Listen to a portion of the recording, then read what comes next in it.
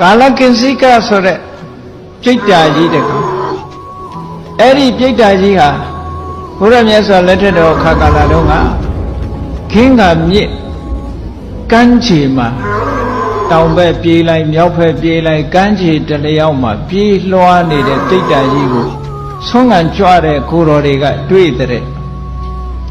တဲ့အခါကျတော့အဲ့ဒီပြိတ္တာကြီးကိုဘာဖြစ်လို့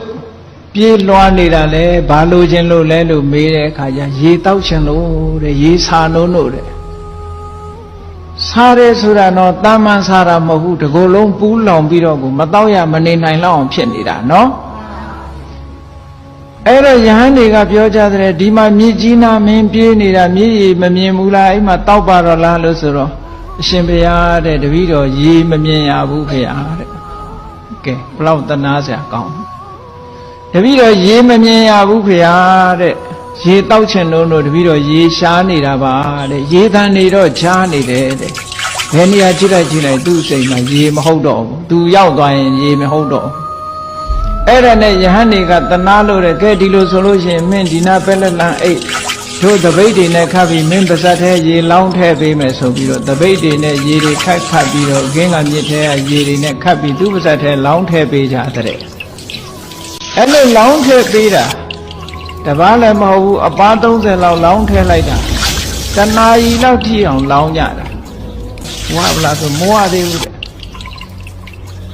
ဘယ်ဝမလို့ယဟန်တွေကပြောတော့ကဲတို့လည်းဆုံးခံချိန်နီးပြီတဲ့တို့ရေတွေလောင်းထည့်တာမင်းကိုတကိုယ်လုံးကိုရွှဲဆိုနေပြီရေမဝသေးဘူးလားလို့ဆိုအရှင်ဘုရားတို့လောင်းထည့်တဲ့ရေတစ်စက်ကလေးတပည့်တော်လေချောင်းထဲရောက်ရင်တပည့်တော်ဒီဘဝကမလွတ်ပြရစေနဲ့ဘုရားတဲ့တစ်စက်မှလေချောင်းထဲမရောက်ဘူးတဲ့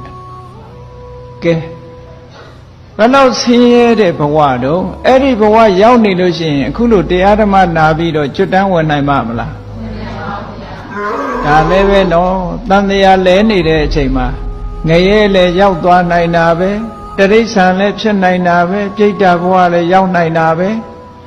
အဲ့ဒါလို့ရောက်သွားပြီဆိုလို့ရှိရင်ဒီပုဂ္ဂိုလ်ဒီအခွင့်ကောင်းတွေလက်လွတ်ဆုံးရှုံးသွားတဲ့ပုဂ္ဂိုလ်မဟုတ်ဘူးလားအေးအမတ္တမကြောက်စရာကောင်းတယ်